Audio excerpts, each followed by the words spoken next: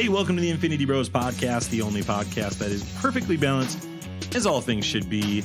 Welcome back. Hope your post-Christmas is going tremendous. Welcome to the dark days of not knowing if you're supposed to go into work, not knowing if you're supposed to feel bad about yourself, not knowing if watching football or online shopping with all those gift cards you got, or just blowing off your family you're spending time with is important. I'm Infinity Bro Max, here your host today. Grateful you're here wherever you're listening. However you're listening, thanks for making us part of your podcast experience. Here with two other Infinity Bros here today. All the way from the West, it's Infinity Bro Jarret. Jarret, how are you? I'm doing great. I always feel good about spending my gift cards. And you want to know my secret, Max? I always feel bad about myself. It doesn't take Christmas for me to feel bad about myself. Right. I do anyways. When I put on this badge every day, I go out there and I feel bad about myself, regardless of if there's a Santa in the sky or not.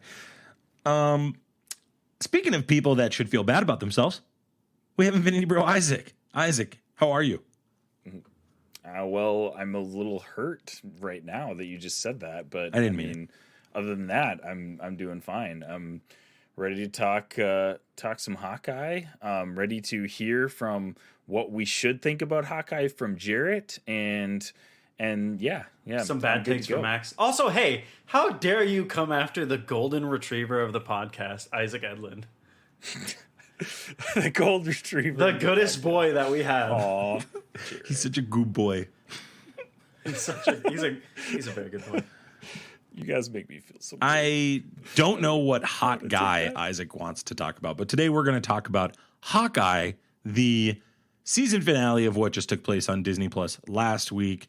We are recording just after Christmas, the day after December 26th, for those that are listening or maybe watching clips of us at home.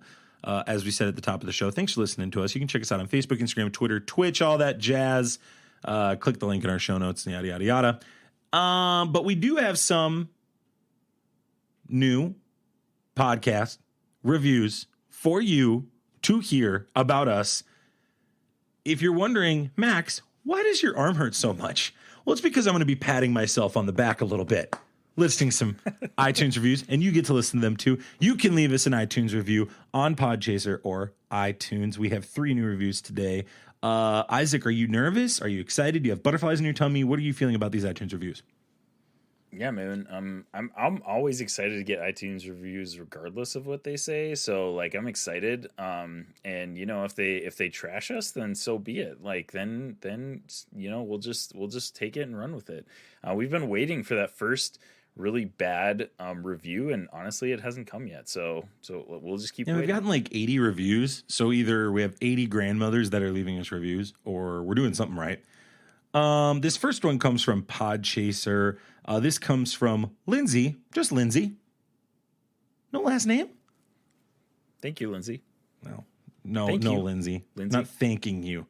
You want to live in ambiguity? You don't get thanked. I will override Max on this. Thank you, Lindsay, for taking your time to leave this Podchaser review, which you absolutely didn't have to. Oh, no. You wanna sit in ambiguity. Our reviewers. Yeah. Hey, give me an Infinity Gauntlet. Well, who are you? I'm Lindsay. Oh. Hide in the shadows. How am I supposed to give you an Infinity Gauntlet if you're not going to tell me your full name? I guess we'll have to track her down and message her on Podchaser. Every Lindsay I know. I'm calling every Lindsay I know from here on out if she wins. Every single one of them. Max, I would never listen to your podcast. Please do not give me a fancy glove that's worth more than it should Hey, be. Lindsay, you remember me from middle school? Lindsay left us a 5-star, no title, typical. I'm new to this podcast, but it instantly made my day better listening to their opinions. Easy to follow along. Sounds like the usual conversation I'd have with my friends. And I love this. If I could, I would give it 10 stars. A very nice thing to say. But again, I'm going to go back. I'm going to give this a 3 out of 6 in the context of if you're not going to tell me your last name, don't leave the review. I don't want to give you. You're not part of the. What's going on here, Lindsay? Lindsay? Okay. So like all the iTunes reviews that literally have usernames that we can't even decipher what their name is, those are fine. But when we come to Lindsay, it's the worst. No, it's the worst. It is the worst. And here, 3 out of 6. Hold on. Max, show me on the Funko Pop where they hurt you. Show me. Who hurt you, Max? Ebenezer Scrooge is supposed to be a jerk before Christmas, Max, not after Christmas. No, here's the thing, Isaac. With these other names, I can at least locate, and there's some uniqueness to them. With Lindsay, the only unique feature of this name is that it's DSEY, not DSAY. That's about all I've got to work with. Wait, how do you spell it? I would go AY. I'm an AY guy. That's weird. I'm an AY guy, Maybe yeah. that's the weird I part. am. Lindsay, no, don't listen to Max. We love and appreciate you, and thank you so much for leaving that review. Whatever. 6 out of 6. Coward. The second podcast come from Aus_mad. See, this is a little more unique. I can work with this. That makes absolutely no sense. You trash Lindsay, but if Lindsay mad. wanted to not be trash, she would have put her last name. Or he. It's 2021, Isaac. Here we go. This is also a 5-star review. He or she says, this podcast is definitely worth subscribing to. That's the title. If you like nerdy stuff, Marvel, Star Wars, DC, video games, Pokemon, etc., then this is your podcast. They talk about all the stuff that we like, and they give their great perspective on all detail. They talk about our favorite things the way we talk about them, and they don't hold back their opinions. I love listening to every episode. This is what a high-quality review looks like. They did say we have great opinions, though, which means they were not listening to an episode I was on. Or Zane. Or Zane. Me and Zane were not on that episode. Yeah, you could tell the really, really intimate reviews when they trash Zane. Yeah. Those are the best. Those are the ones that's like, oh, you do listen. Or when to Ralph Boner hops into our chat. Oh, gosh. Yeah. Ralph Thank you, Boner is in the Aus_mad. chat. We appreciate that. That came on Apple Podcasts. And then finally, Wow, you just give him a thank you. or her. Hey, just straight up like that. Or her. Or her. Grow up. Or her. Grow up, or Isaac. her. But then you just drag Lindsay through. Oh, you know what? Can I circle nothing. back real quick, Jarret? Do you mind? Not even a thank you. Hey, I know Nothing? everybody's Yeah. like, hey, I'm out of the workspace right now. I'm listening Right. to a Please make podcast it. after Christmas, trying to enjoy my free time. But we're going to circle back real quick. Lindsay, I'm going to trash you one more time since I've got a little more time to trash you. Here we go. Here we Final go. review comes should've from brought it up. Simp47. That's a name. This is a 5-star review. It says, Excelsior, simply the best nerdy podcast. Love listening to these guys, and it is always fun and insightful. 5-star reviews. This comes on podcast. This See the Excelsior. That's, That was nice. that's a Yeah. 6 that's a 6 out of 6 That's a review. great Yeah, review. classic Excelsior. Yeah, pat ourselves on the back for that one too. That's really great. Yeah, good job, guys. There we go. I think make sure you clip that. You guys like did it at the same time rhythmically. It was really tremendous. Beautiful. Beautiful.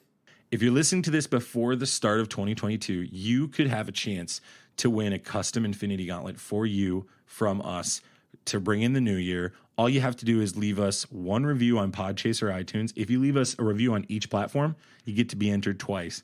You just have to make sure that your name is not Lindsay in order to win it. I'm just kidding, Lindsay. If you win, I don't know how we're going to give it to you, but you could still technically win it. I really hope Lindsay wins. I really, really hope she wins now. This is who I'm pulling for to win it because I want to find So out we're who this like gal is. taking every single person that has put in a review from. Are we doing from April 1st? Because that was the initial from April 1st. Yeah, on. we're throwing them in a bag or on one of those, spin wheel things. We'll find a way to do it. Well, we didn't even do the spin wheel on stream. Yeah, too, maybe we will. on We will. the live episode, January 2nd. Yep, Janet, you 8 stop p.m. stealing my thunder. Can I just promo us before we go to the next thing? January 2nd is coming up soon. Make sure you check out that. That's going to be our 100th episode. You can check that out on Twitch live at... Twitch.tv. No, the time, Isaac. I just said you can check it out on Twitch. Come on, Isaac. at 8 p.m. Central. I already said that. You're being a real Lindsay. You're being a real Lindsay right now. I was telling you where you go to check it out. That's what I was telling you. Can I just say I love the energy that we've got going? Can we just harness Bottle this? this energy. We're I don't know if this can be harnessed though, Jarret. Like this is energy that we just have to leave unchecked. This is chaotic energy. This is more energy This than is like- the cat in the box in Christmas Vacation. This is like crazy Scarlet out. Witch, like chaos, magic energy, just like it's just going wild Yeah. right now. Okay. So That just that already unhinged Max, just the mention of Scarlet Witch. gosh. We didn't even say anything Ugh. remotely related We're to so WandaVision. we're so turned up for a Hawkeye podcast. Well, this is the reason you are here. You have checked out our episode, maybe for the first time, or you are coming back as a longtime listener, we hope, and hopefully a longtime friend, to check out our thoughts on the season finale of season 1 of Hawkeye, the show that is on Disney Plus. And it has been an interesting ride on this one, and we're going to go ahead and review that episode. We'll also probably talk about the previous 5 episodes. So before we get into any of that, we want to make sure that you're familiar with our rating system and how we rate things here on the Infinity Bros podcast. Here on the Infinity Bros podcast, everything is ranked from a 0 to 6 point scale. 0 meaning horrible, and 6 meaning absolutely excellent. If all of the Infinity Bros rank something a 6, it gets an Infinity Step. And then additionally, we're going to spoil pretty much everything from episodes 1 to 6. So if you haven't watched any of it yet and you don't know some of the things that have happened, we're going to give you a spoiler warning. Additionally, I'm going to go ahead and free us up to talk about a specific character that showed up in the newest Spider-Man movie, Spider-Man No Way Home. So if you have not seen that movie, I'm going to encourage you to wait to listen to this episode. Go watch that movie, come back, and then listen to it after you've watched Hawkeye and that. So this is your spoiler warning. This is Prepare yourself. an Infinity Bros Prepare yourself. spoiler warning. All right, that sounds good. Jarret, real quick, thoughts on episode 6? Episode 5, excuse me. Really briefly, tell us what your thoughts on episode 5 were before we dive into episode 6. Oh gosh. I think they built up to things in an interesting way, and it was really like teeing up what the finale was going to be. The payoff, obviously, we'll talk about in a moment, was worth it, but I think this whole series has done a great job building momentum to what was inevitably going to be the end of this. Across the board, 6 out of 6 for everything. Did you feel like, Isaac, that the reveal of Kingpin was worth it to you? We're going to talk about him in episode 6 here and ad nauseum probably, but just that reveal in particular, did you feel like that was a payoff? Did you feel like it was undersold, oversold? How did you feel about it? Absolutely. I 1000% loved the drop in it was the end of episode 5, correct? Yes, it was the very last frame. It was 5. Okay, so I was a little worried because I was like fairly sure that they were going to drop Kingpin from all of the hubbub that we've been hearing on social media. What I was a little worried about was I had heard a rumor that they were going to put him in a fat suit. And I was like, oh no, please. Like, after the magnificent portrayal that we had in Daredevil with Vincent D'Onofrio, please do not retcon him and put him in a fat suit. Like, please don't do that. And when I saw that picture of him at the end of episode 5, I was like, oh yeah, that's Vincent D'Onofrio. And they credited him in the end credits too, which was more the mind-blowing thing to me, was that they were like straight up like, oh yeah, this is it. We're going for it with this. They weren't like playing anything. They weren't like trying to keep it low profile for episode 6. They were like, boom, the lid's off of the jar. Like, everything is out now. And I love that. Like, the end of episode 5, I was high 6 out of 6 hype for episode 6, the finale of Hawkeye. Hawkeye is a series based on Marvel Comics superhero Hawkeye, centering on the adventures of young Avenger Kate Bishop, who took on the role after the original Avenger Clint Barton. Episode 6 is called So This Is Christmas. The synopsis of the episode reads, Clint and Kate's partnership is tested as they face the consequences of exposing the conspiracy. The director of this was Rhys Thomas, is written by Jonathan Igla, Elisa Lamans-Clement, and Jack Kirby gets credited for Captain America. So, Jarret, we talked about this in the review of episode 1. This is because of Swordsman. Right. So that's Interesting. Looking back on That that makes was like we were wondering if specific characters were going to get thrown in there. Do you think, and this is a huge spoiler jumping ahead, this also has to do with Agent 19 Mockingbird, Jarret? Would that also count in this? I would guess so. Yeah. I'd have to do a deep dive more to see what other characters maybe would be under Jack Kirby's umbrella for that. But Jeremy Renner, Haley Steinfeld, Vera Farmiga, Tony Dalton, Florence Pugh, Vincent D'Onofrio, Alekwa Cox. Am I saying that name right, Jarret? I still don't know. We've gone 3 episodes of Hawkeye like reviews, and we still don't know what it actually is supposed to. Aliqua Cox is. I don't know if that's a We're gonna move on. name. I have no idea.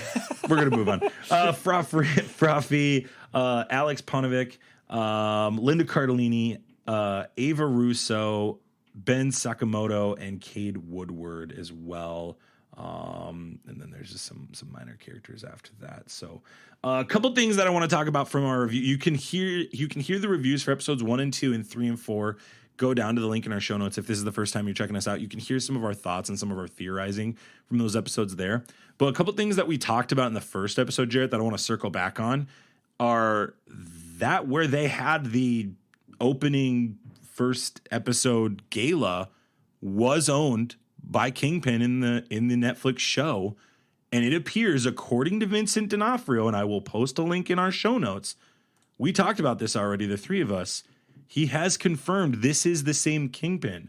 So it would stand to reason that the reason that they were there was because he was the person hosting the event, and he has been the overarching villain in this.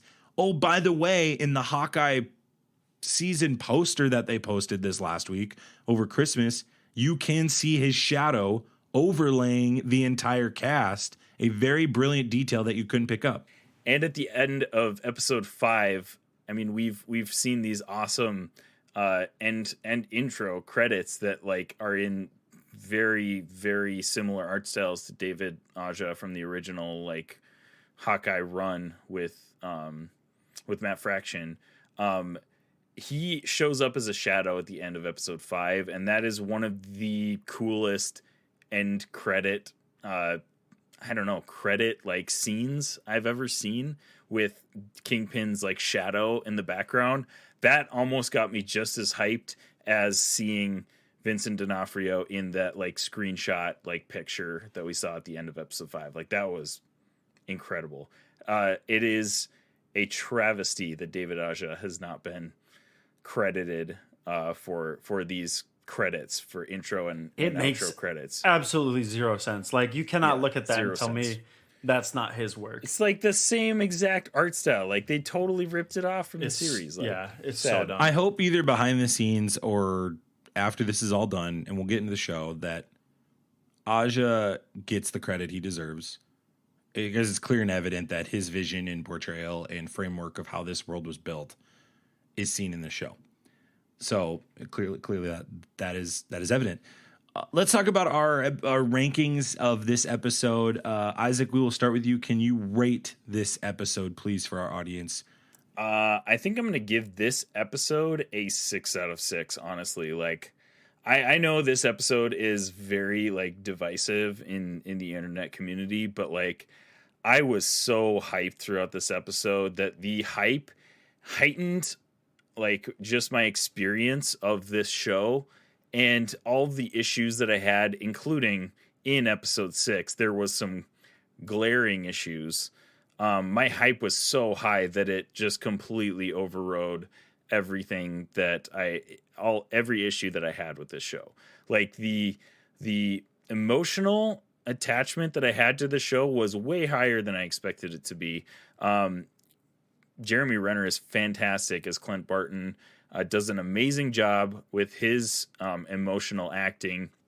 Haley Steinfeld, incredible. Their fight scenes in episode 6, top notch. Some of the best fight scenes we've seen in the MCU through all of these Disney Plus shows, I thought. Just the callbacks to the comics were incredible.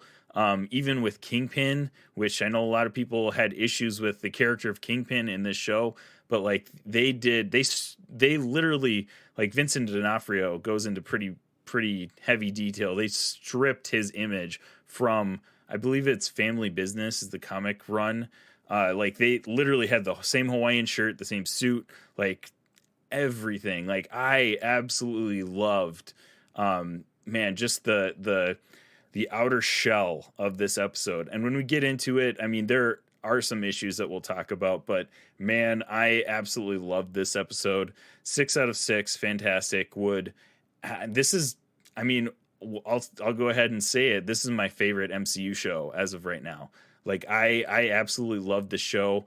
And the underarching issues that I have with it, we'll get into it. And I don't know, this episode was a perfect ending that it didn't fix the issues that had already started happening throughout the show. But I think this episode was fantastic. I loved every second of it. 6 out of 6 for me. I'll go next, Jarret, so you can just rip it apart after that, okay? And you're the residential Hawkeye fan, so everyone's here to listen to you, so it'll keep them around a little longer anyway. I really think in terms of Jeremy Renner's performance, his performance was okay. At the beginning, I thought it was going to be better than it was, and it just didn't pan out. I don't know if that's writing or if it's how much heard about it. I think Haley Steinfeld is remarkable. She's one of the best parts of the show, if not best. I really like the transition from from the original Hawkeye to her. Honestly, I might like her better than I like Jeremy Renner's Hawkeye after this as well. I know, Jarret, we talked about on the first episode, they flipped the script on Hawkeye's the clumsy one and she's the perfect one. They kind of flipped that here. I like that. I really like the transition, and it makes her more charming, and it really makes the chemistry that she builds with Florence Pugh's character. And I really think that overall, this story had a lot of heart to it. I think the premise and the goal of what my expectations were, low expectations, were that Hawkeye would get back home to his family. I think those were met. In the grand scheme of setting other things up, I've got some pretty big gripes. My biggest gripe, and Jarret, you for sure will have frustrations with this was not long enough. Every single Marvel show, except for Loki, has needed at least 2 more episodes, minimum. And I think this show suffered greatly from that. I think Echo was not good. Echo was not menacing. She needed to be menacing. She's a great character in the comics, She deserves and demands respect. It's an incredibly daunting character to take on and set up for a show. I'm not dogging Aleko Cox. If anything, I actually really want to see her gain more of a role in this universe. I just felt like she was relegated to the sidelines in the key moments here. I didn't really like how they just like introduced us to Kingpin and then panned up to have her shoot Kingpin, and we all know he's not dead. He's not dead. They're not killing. You're not introducing Kingpin for one episode to air quotes kill him. So that frustrated me. I would have liked to see Kingpin go off and be set up for something. Not just, yes, he did have the original costume, Isaac, but he was not menacing in this. And nearly as menacing in the context of Netflix. He was talked about being menacing, but I didn't see with my eyes the same Kingpin, is what I'm trying to say here. And so that's my frustration with this episode. And it's my frustration with this series because I came on here, episode 1, and I said, this looks great. This is phenomenal. They're doing a great job. I hold it's the funniest of the shows. It is down, no questions asked, the funniest. I like that it's Christmas too. It will hold up. But to give us a post-credit scene of a stupid musical to really, really botch, I think they botched Echo. And I think that show's got a lot of legs that it's going to have to carry. Those better be some strong writing chops, strong directing chops, and they're going to need Charlie Cox for that. If he's not in that show, that's going to be a flop. I mean, there's just no other way around it. He has to be in that show now. And if these Netflix characters are coming back from what they were, if that is all canon, you're going to have to do a better job of showing me that, guys. And this falls on Kevin Feige. I've said this since WandaVision. I hate the length of these shows. I think they got to be longer. I know there's a lot of production money going into it. I know that they're on a time crunch. I know that they're trying to pump as much content as they have. I'll take another month if it means 2 more episodes. I will. I'll do it because that's what these characters demand. I needed more time with this Kingpin because I don't buy that he's from the Netflix universe. I just don't buy that right now. So that's just where I'm at. Hawkeye and Haley Steinfeld, because Jarret was making fun of me offline about this. I loved Haley Steinfeld, and I think she's the most redeeming part of this. I absolutely love Florence Pugh. I think she's tremendous. Those two can have a show together, and I'm all in. I think it's great. I think Florence Pugh sounds like Gru from Despicable Me mixed with the guy from The Room, Tommy Wiseau. And I think her nasally impersonation is so funny. And it's spot on. And I just love these two. I think these two are great. Honestly, I really like I think these two already have more character than the way that Hawkeye and Black Widow were introduced in the MCU at the start of all this. So, because those two really weren't introduced the way that these two are. So I'm starting to like these two a lot more. I got issues with the show, but honestly, it's really more about the future. The show executed what it needed to do. I'm with you guys on Aja. I'm sure Jarret thinks that too.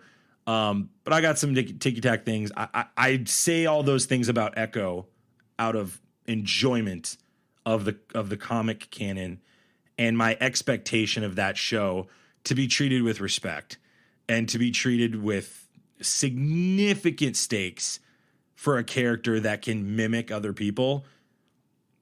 This character was not nearly as menacing as Taskmaster was in Black Widow, and Taskmaster was not close to what it should have been. So that's just my opinion. Yeah. Okay. So wait, before yes. you start, Jarret, did you rate the final episode, Max? I don't know if I heard. Oh yeah, I'm sorry. I'll give this a 4 out of 6. 4 out of 6. Okay. All right. Okay. Go for it, Jarret. Off the bat, I give it a 6 out of 6, but I actually disagree with you less than you think I might. Good. I was worried I was going to get really, really beat up here. So Echo needed more time in the sun, needed to be more menacing. I would say the same of Kazi. Completely flat character. I don't know why they put him in this. His character in the comic books Clown is like so good. Yeah, there was no good. Hey, this is who he's going to be. Yeah. We got a very different Vincent D'Onofrio Kingpin. I think that's, although I agree, he was not brutal. He was not the Kingpin we're used to. I don't know if it would have fit with the tone of this show and with what they're trying to do on the Disney Plus series. I agree. That being said, we saw John Walker like straight up murk somebody. So totally, yes. You know what I mean? Yes. Like they have some liberty with this. I fully agree with you about Echo though. Like, I think she killed it as an actress, but they did not give us time to have her be a villain or even a menacing villain for very long. The series was cut way shorter than it should have been. Honestly, 10 episodes.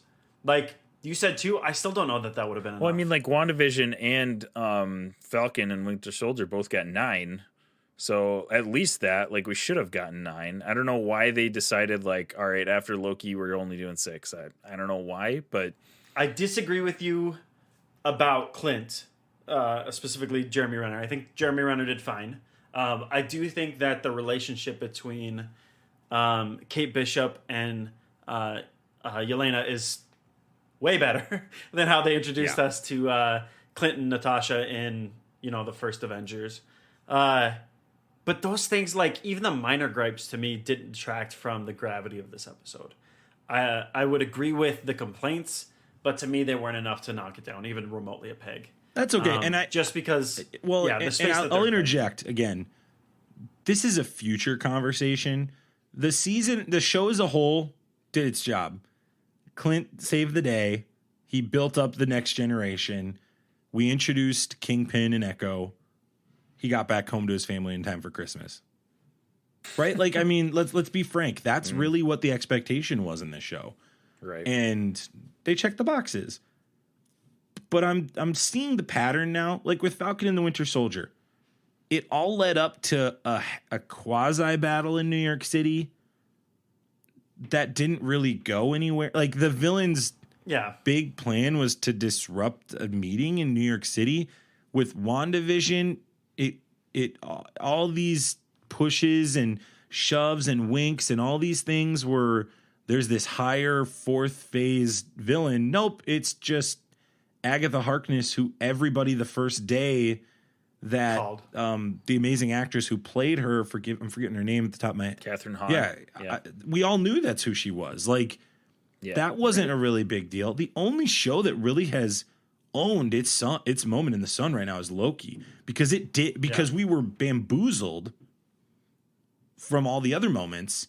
And then in that moment, it went, no. It is what you thought it was. and it's bigger than what you thought it was. Well, along that lines, I mean, like we're all coming down still from an Endgame high. Well, now on a Spider-Man high. Right. Well, yes, that too. But like previously, like before WandaVision, we've had Far From Home. Like that's the only other MCU project that we've had since Endgame. So we're thinking like WandaVision, holy crap, this is going to be universe blowing. And it turns out it's just basically an origin like building show for Scarlet Witch, for and Wanda. To use its own terminology, it's a bottle episode. It's only in the city. It doesn't take place outside of the city. Right. And we thought it was going to be this like MCU changing thing. And kind of like, I feel like we have our expectations so high from Endgame that all of these shows are just, they don't hit the mark for us because now we're expecting Endgame level stuff to be happening in the MCU. I push back on that though in this. I don't think expecting Echo to be more menacing and giving her more time, she needed to kick Jeremy Renner's ass. She didn't. She never kicked his ass. Right. And the Hawkeye was a little step down from that because we knew nothing in this show was going to be like universe changing, right? Like this is a street level show. But the dude's putting ice packs on his body. The dude is bandaging himself up. He looks like he's got a concussion. He can't hear one episode in a very gripping scene where he's talking to his son. But you're telling me that he's going to win every single fight he's fighting? That's BS. They could have kept that. That's the one thing that they did not do this. Well, he had to because they only had 6 episodes. So he had to win every episode. But I think the point stands. Haley Steinfeld stumbled and bumbled all day long, and that's fine. And Hawkeye had to bail her out, and I get the bit. But Echo needed to win a couple fights. So I talked about this on, if you're friends with us, you probably run in the same circles as like Scott Higa. So check out his podcast because I'll be on there in probably the same day this releases, if not right, pretty close to it. But I think there should have been a big fight between Echo and Hawkeye where he doesn't rely on Kate and it ends up costing him. I wanted a whole episode where he can't hear and we as the audience cannot hear. And I want him just to get his, crap kicked. So that he has to say, like, I need Kate, I need people, which is the whole point of this series, to show him that, like, yeah, he can attach himself to these people around him. And it talks about... And they had moments in this show, like, when he doesn't have his hearing aid and his son calls where Kate is, like, helping him, and that was, like, one of the most emotional moments in the show. Like, that was fantastic. If they had given us, like you said, a whole episode of him being, like, not able to hear, deaf, that would have been fantastic and an amazing callback to the comics. That would have been so cool. The whole reason I recommend this comic to anybody, I like fun superhero comics, right? But I like comics that make me think and challenge my perspective. Hawkeye issue 19 is that, and they did not give us, they gave us 2 seconds of that in the series. They needed a whole episode. I appreciate that you guys are passionate about it. But for me, I can't give this season finale a 6 because while, yes, shows don't have to meet my expectations. That's not what I'm saying. Spider-Man's a great example of this. I had specific expectations set in that movie that were so overblown. Even in Endgame. And I think with Loki, like Loki really blew my mind. Those last 2 episodes really took some big, bold risks. And it felt like Captain America and the Winter Soldier was doing that. Although I really liked it. And it felt like WandaVision was doing that. And it didn't execute. So I'm getting worried now down the pike. And we'll get to the show more in a bit. But like I'm getting worried down the line for Miss Marvel. I'm getting worried for She-Hulk. I'm getting worried for Moon Knight. That these properties they need at least 10 episodes, guys. I don't think that's a crazy ask. I'm like, add 4 more. We don't need 6. Stop trying to cram a bunch of crap in this. It's not a movie. It's a show. It takes time to build. You can spend time with lesser characters. You don't have to fight. You can have an episode where there's no fighting. That's okay. And I think Marvel's kind of said to themselves, we have to do action in every episode. And I don't think that's a right choice. Personally, and I think this is a show that would have greatly succeed. Like that episode you're talking about, Jarret, the one where he could not hear, that's a prime example of put the fight for 2 minutes at the beginning, have her knock that, have the end of the episode be he can't hear. And that's the end of the episode. Then the next episode is nothing. It's no noise at all. There's no noise. And it's all the other senses.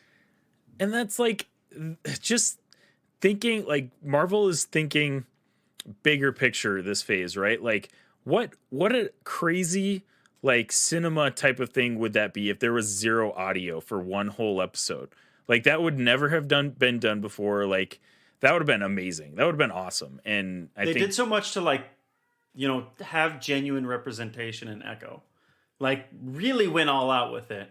And then to have that stage set where you have an opportunity to say something, and the something that you say is a joke, like right, like it is just a passing joke. It's a bit, yeah, it's a bit, and that's my problem. That's my problem with it because the character is menacing. It has the same skills. The character has the same skill set as Taskmaster.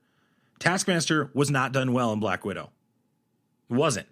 So this is a great opportunity to turn it on its head and give it to this character who in the comics would never be the first choice in this situation. She's gone toe-to-toe with Moon Knight. She's gone toe-to-toe with Daredevil. Let her go toe-to-toe with Spider-Man in his next movie. Oh my God. Let her show her be that good. You know what I'm saying? Like these are the things you can do if you allow yourself to have the ability. And I think it's my issue with this show. And let's talk about other stuff. We do want to praise this episode because there are some good things in this episode. Let's talk about the epic fight scenes we get in this. We finally get to see. I want to just a glimpse through some of these things. We get the LARPers back. Isaac, you were a huge fan of the LARPers in this season. What were your thoughts on getting these guys back and actually seeing them in action fighting people? I love how they played the LARPing in this. Like we all kind of thought episode 2 that rolled around, like that was one of the better parts of the season for me, the LARPing scene with Jeremy Renner. And they kept bringing these guys back, which was fantastic. Yeah. Like Jeremy Renner needs some support in New York, right? So the fact that they keep bringing these guys was fantastic. I love that they kind of show that they're not like real superheroes. They are LARPers. Like they're not doing things that superheroes are doing, but they still are trying to help as much as they can. Like the last scene when they change into their LARPing costumes and literally are just trying to like evacuate people was fantastic. Tremendous. Yeah. Absolutely love that. There's nothing that I did not like about the LARPers in this whole season. Amazing. Jarret, what did you think about Pugh and Steinfeld getting more time together? We get there. It reminded me of the Winter Soldier movie where Captain America is chasing Bucky, and it's like that. The camera, the way they had a huge long set, and they're watching him run through doors and over office desks and etc. It's going the opposite direction in this scene. I think they did it in Civil War too. Now that I'm thinking out loud, but you're seeing Steinfeld and Pugh's characters fight, and it's so clunky. Steinfeld is Kate Bishop is she has expertise in fighting, but it's almost like a drunken fight. Almost, Jarret, is how I would kind of a describe hot mess. Yeah, it is a hot mess. It's totally a mess. It looks like she doesn't know what she's doing. She does, but that's the thing I liked about her character here. Meanwhile, she's going against a total assassin, total badass in this moment, and like. She's yelling at her for making her like, what did you think of this dynamic? What do you think of this chemistry with these two characters? So obviously their conversation in the apartment was incredibly charming, and this takes it like that next step further. The line where she slaps her and she's like, what the heck was that for? That whole bit from start to finish was just a visual feast, and also just so charming the whole way through. Yeah. And the whole time it's like, it's this awkward juxtaposition to where like we're having a blast watching this whole scene, but she's full on intent on murdering Clint. And I think that like that weird tension between like us wanting her to succeed and how funny that is to like, no, she's gonna murder Clint if she gets her hands on him. Fantastic. I loved every minute. The emotional stakes mixed with the humor were just so delightful, Jarret. And it honestly did feel like, I guess the analogy I've been telling myself, it felt like going to be with family on Christmas. you want to kill some of these people, but you love them. Yeah, it was a treat. And I did not know at the end of Black Widow. I thought this is going to be a more dark approach to this. I thought she would insert in a dark mode. But after watching Black Widow, and I feel dumb now, I'm like, I should have totally seen this writing on the wall. This character has been one of the funniest characters they've ever introduced. She's way more funny than Natasha Romanoff. And it's clear why Natasha Romanoff was so smitten of her. And her goofiness almost is how I'd put it. So to see her act this way was just remarkable. Let's talk about the elephant in the room, and then we'll talk about the big battle scene. Kingpin is seen. We get an introduction scene with him and Mrs. Bishop. And we come to find out that Mrs. Bishop's responsible for the death of Senior Duquesne, which it was kind of a shock, but it wasn't. To me, at the end of the day, that blood still falls on Wilson Fisk, in my opinion. I don't know what you guys, if you disagree on that. But we come to find out she backed out on her deal with Kingpin, which I thought was an interesting zig when I thought they would zag. We do see shades. I will say we see shades of D'Onofrio's rage as this character. How he does the facial features. Like I've gone back a couple times, Isaac, to the scene in Daredevil where that final fight scene in season 3. He does the same thing here. So that does lead me to think that he is playing in the same way. Go ahead, Isaac. You were going to say something. We'll go just dive right into Kingpin here. So we see him in this office scene where, Kate's mom, can't think of her name, basically blows him off and is like, I'm out. Like, I don't want to do this anymore. Like, I think that's a pretty good, the thing is, I mean, we've been talking about it this whole episode. They needed more time to develop all of this. Totally. Kingpin, and D'Onofrio has talked about this. Kingpin gets blipped. That's not mentioned in the show or anything like that. D'Onofrio says in a lot of interviews that he's done that Kingpin gets blipped and he's trying to regain a bunch of his power. So this is him starting over. This is him starting over and trying to regain some of his power. And she is like disrespecting him in a way that he does not get disrespected, especially in the Daredevil shows. Like you obviously see his rage in that show when somebody does something like this to him. Love the lip quiver that showed his rage. And in that office scene, I 1000% believe that he was the Kingpin from the Netflix universe. After that, that's where it goes off the rails. Like even after she leaves, he turns to Kazi and he says he has a conversation with Kazi, and that was intimidating. Like he is playing his D'Onofrio Kingpin from Netflix Marvel in that conversation. He is like, he doesn't even say anything remotely close to "I will kill you if you don't do this correctly," but you can hear it and see it in his voice. Like, if he got blipped, Isaac, then they needed to show it to us. This is ridiculous. This is so stupid. Again, this is all like, this should have been three. This does not fall on D'Onofrio to say this in interviews. This is ridiculous. That's where it kind of goes off the rails a little bit. The next time we see him, he is like in rage mode on the street and trying to track down Kate's mom himself. And first of all, that's out of context because Kingpin doesn't do things himself. Like that's just not how he works. Like if he's doing it himself, it's a very, very, very personal thing for him, which this doesn't really seem that personal. I mean, yeah, she disrespected him, but it just seemed a little out of character. Then we see him in the fight scene and he is like totally like, he gets hit by a car. He's like tearing stuff up with his bare hands.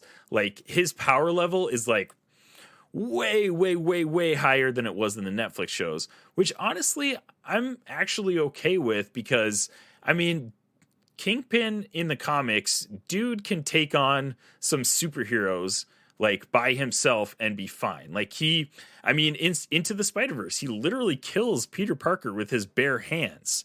Like, dude is no slouch physically. But where it's so different from his Netflix character is that he's just in this rage mode and he doesn't seem to care anything what's going on. Like Kingpin always has a plan. If something goes wrong, he's got a backup plan to either escape or to fight, whatever is happening. In this, he has no plan. He's just like going off the rails, completely berserk This mode. isn't Kingpin, guys. No, and that's why it was like, okay, come on, like this isn't Kingpin. Like this is not what he would do. Even in the Netflix Marvel shows, like he wouldn't do that. He would leave that for somebody else to do. Like it This just is a wasn't. scroll. It didn't seem. It was out of. Honestly, maybe. Jarret, Maybe he's you're a scroll. stealing my thunder, dude. My next question to you, Jarret, and I'm not even lying to you, was do you think this Kingpin's a scroll? Go ahead. I think it's a possibility. I think they have to set it up to be somebody that we are invested in, and oh boy, are we invested in Kingpin. I Dude, will say, it could be all the Defenders in Netflix, guys. And then it turns out that the original Iron Fist, the reason he was struggling to use his powers so much, make him a scroll. Make it so he had to charge, like make some scientific mumbo jumbo up why he sucked to be that. I'm serious. You can really retcon this original Defenders stuff with scrolls, Jarret. I agree with you. I will say, as like an aside, this is a niche comic run, so I don't blame you if you haven't read it. But have any of you guys ever picked up Family Business? It's a Spider-Man run. I mentioned that, and I've never read it, but like I've been hearing a ton about it since this. He looks like, great I know as it. D'Onofrio. This is that. D'Onofrio mentioned that Yeah. like he literally has it as his like PC desktop background. With the red Hawaiian shirt that he wore, like it's literally like to the T what Kingpin wore in that. I was wondering if that was intentional or not, but I saw it and I was like, "There's a Spider-Man run that he did." He this. says that he suggested that the red Hawaiian shirt That's so in good. this show, It's which so is good. which is awesome. Like D'Onofrio, dude, like knows where it's at, and I can't wait to see more of him in the MCU. But I really do hope they kind of correct the path that he's going, because this episode really did not do him any favors, and it's not his fault. Like he did everything. Everything is correctable, but here's something I gotta praise Marvel on. To reveal Charlie Cox and Daredevil in 7 calendar days within each other Yeah. from the Wow. point of release was Amazing. masterful production-wise. I cannot imagine the headache it took to make that happen. And the Daredevil, And to keep all that quiet. Like, I mean, we heard rumors. the Hawkeye director didn't That's know. wild. Nobody on Hawkeye knew that Charlie Cox was going to be on Spider-Man. So, and his quote was, "They do a great job of siloing us so that we have no idea, probably for our own protection, so people can't ask Right. us." Well, and because Tom Holland will tell everybody he knows. Well, God We'll bless tell Tom everybody. Holland and Andrew Garfield and all those guys in Spider-Man, because like those dudes got grilled. Andrew Garfield deserves Poor an Andrew Oscar Gar- for how oh many my times he gosh. had to tell people that he wasn't in No Way Home. Dude, he convinced me a couple times that he didn't know here either. So This poor guy, while trying to field for his original movie, is like just constantly being bombarded with Spider-Man. Oh my gosh. he has to What a bold-faced saint. lie to them right at the gate. Yeah. What did we think of? So you talked about this Kingpin fight here, Isaac. Jarret, were you satisfied as a Kate Bishop fan with her skill set? And were you satisfied? Obviously, she wins this fight. That's a huge moment for her character to really step up for her mom. She then gets the cops to arrest her mom, which I thought was really bold as a character. And her mom gaslights her. Did you feel that it was as satisfied as the next Hawkeye of like, okay, the next Hawkeye has arrived. This was her moment. She just defeated the Kingpin. And even Jeremy Renner's Clint Barton acknowledges, you just beat Kingpin. That's a big deal. I do think so. This is one of the things that I think they translated well to the comics, from the comics to the TV show, is like Kate is good. Kate is really good. In fact, in that Fraction run, he's like, yeah, you know why I hang out with Kate Bishop is because like she's perfect. She doesn't miss. We didn't see that as much, but I think we've seen growth in her character significantly. And this fight at the end, I think, shows that. My gripe was not with Kate Bishop. My gripe was Kingpin. And it was still really good, right? Like she sacrificed everything for her mom just to like turn around and turn her in, because that's what heroes do. I was really satisfied with this one, actually. Yeah, I'm satisfied too. The ice rink fight was goofy because they shouldn't have won that fight, like, logically. That just felt weird to me that they're surrounded and no one's shooting them. Yeah, but like, and they can't really crazy. move, like they're on ice. It felt stupid, but like this is also, There was a lot of suspension of disbelief. Yeah. I mean, it looked sweet, so I'm gonna let that go. But did you feel like the showcase of these new arrows? They obviously workshop and show these new arrows off. Did you like these, Jarret? Did you feel like there was anything missing? I know the boomerang was a joke made earlier, but they never made that. I was so mad that the boomerang arrow never showed Yeah. up. That's one of my favorite payoffs because in the comic run, that would have been sweet. they came up with all these cool trick arrows because they went back and read like an old excerpt panel from one of the original West Coast Avengers, which I have that comic somewhere. But they went through and they're like, okay, what is actually in Clint's bag canonically from the West Coast Avengers in the 70s or whatever. So they pull that, bring it in the comics in Fractions Hawkeye, and it's all like a joke to them, which is great, but they tease it and they tease it and then they don't give us the payoff in the TV series. I was so mad. I just wanted to see one boomerang arrow. I agree. There's a lot of things they tease here that's like, come on, guys. Just give it to us. You know what you're doing. Yeah, come on, dude. And this is like what they do. They've done this with all the shows, which is, it's not just Hawkeye. I feel like it sounds like I'm just ripping Hawkeye, but it's really all the shows. I want to make that clear that there are great things about this episode. I'm just seeing the pattern now, and it's frustrating me. Let's talk about the future of this character real quick before we kind of close up shop on this. Kingpin, is he dead or alive? He's alive, 100%. Yeah, that's the dumbest shooting. In my opinion, it's the dumbest thing I've ever seen in the context of, like, there's no help there. That doesn't like fulfill Echo. It doesn't fulfill Kingpin. Have you guys, just so I'm clear, right? Have you guys read this Echo run? You know what happens to Kingpin? Yeah, so that's exactly what I was going to mention, Jarret, was that, like, I watched this and I was like, that was dumb, like, stupid, and for both Echo and for Kingpin. And then literally, like, I don't know, probably that same day on Twitter, I see this panel from, I'm assuming it's the Echo run, where literally the same exact thing happens, like shot for shot. And then Kingpin shows up in the next panel and he's got the two eye patches on. So I don't even, how does that happen? She shoots his eye? No, she shoots his eye out and they somehow grow back. It is the dumbest thing ever. Okay. She That's takes what two I was like, guns, okay, what? Yeah, and shoots him point blank in the eye and he survives. And they grow back. It's so... Okay, that is wild. I do appreciate that they strip that straight from the comics, but that's kind of wild. I hope they don't do that exact thing, because that's like really weird. But like, I you have to assume that's what happens, right? Like, he lives through this, obviously, because they wouldn't just pull Kingpin out from under. There's a more like dramatic way to approach this too for Echo. Like, why not have him beat her up? Why not have her be so arrogant and be like, no, let's put the guns down. Let's go. And honestly, I would have been fine with that ending if they had given us 3 more episodes to develop this relationship. We have like basically nothing to go off of other than we know that they like he kind of half raised Echo. Like, that's all we know. We have him putting his hand on her shoulder, and that's like it. Right. Like, there's nothing else there. So like, I think they could have done it the same way, ended it the same way with a way better payoff if they had built this relationship, but they didn't, and it just is dumb. It's dumb the way they ended it. Why are you guys making me so mad about Hawkeye right now? Kingpin needed to kick her butt and leave her almost dead on the side of the road. That's how this show needed to end for that character. Yeah, and then her show needed to be her building herself back up to going and destroying his empire that he's building. And then at the end of hers, or in the process, she can meet Daredevil, and then we're off and running with the Defenders. That's where this needed to go. Can I say this here, because I don't know if I'll get a chance to say this anywhere else on our podcast? Zahn McClarnon, who plays Echo's dad in this, is having one hell of a year.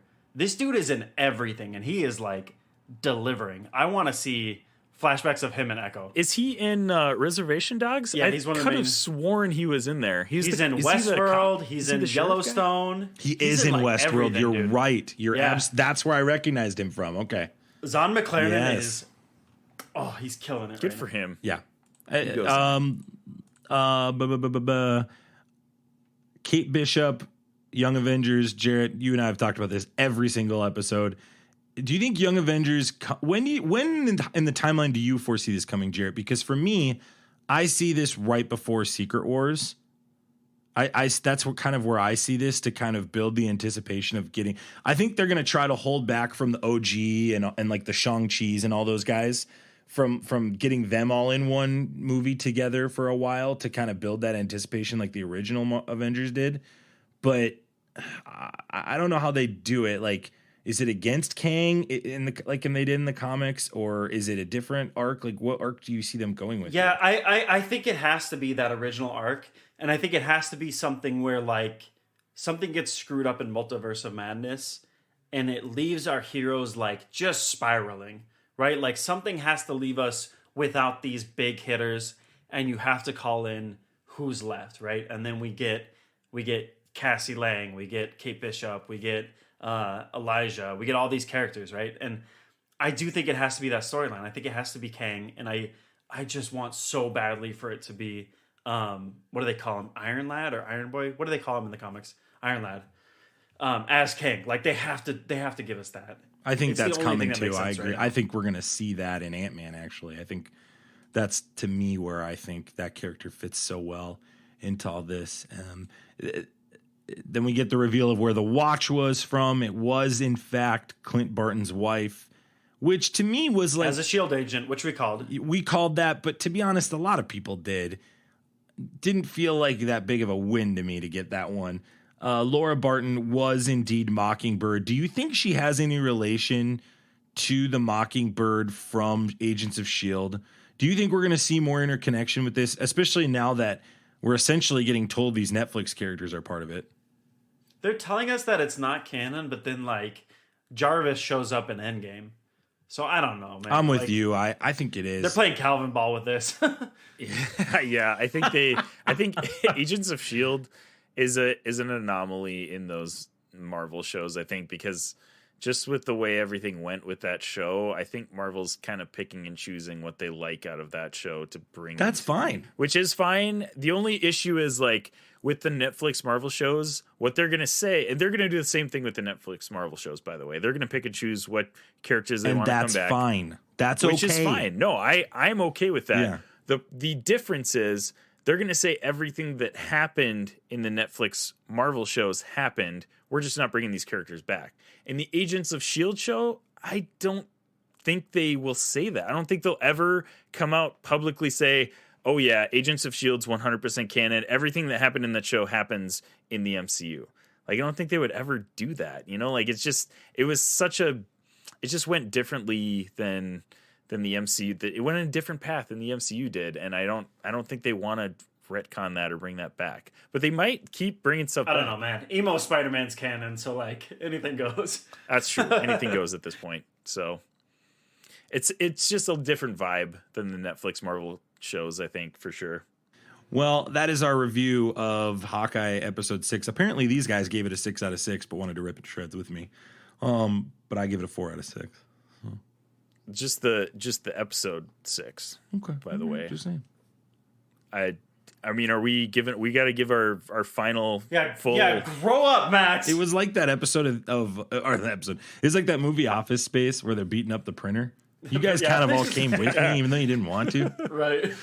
You're like, oh yeah, there were some bad things, but no, I think we all would recommend Hawkeye still. This is a great show, and if you're listening to this, you've watched it already. But one thing that I think our show is going to continue to tout, and I think I'm safe in saying this from all 6 of our perspectives, is more content is good. It makes everything better. The cream rises, and it pushes the excellent directors and artists into the sphere. And so seeing new people get shots at things is not bad, but bringing them back a second time if they screw up is bad. That's where I get a little upset. So I'm hoping that some of these issues are reconciled. And with Echo, Jarret, I'm with you. I want to see a character that can mimic moves from other people done right so they're close to unbeatable. That's what I want to see. And this character is a tremendous way to do that, I think. So I hope that Echo's done right. And I hope that Kingpin and the Defenders from the Netflix shows are done right as well. You can check this out on Disney Plus as well. If you're here at the end of this, hey, one more reminder. We'd love it if you left us a review. Our 100th episode is coming up next week. We want to make sure that you are entered to win an Infinity Gauntlet from us. You don't want to miss it. Seriously, just take 2 minutes, fill out a review, put your name on it, unless your name's Lindsay, and write a review for us, and we will make sure that you're entered into that. And we will make sure that we reveal who that is on episode 100. Okay, before we close out, final thoughts. We didn't really give our final recaps of our what we thought of Hawkeye. Okay. I give this final episode a 6 out of 6 because the hype was awesome. Whole show 5.5 because I did not like the direction they took Echo's character. Still my favorite MCU show, by the way, out of all of the MCU shows we've seen. 5.5 out of 6.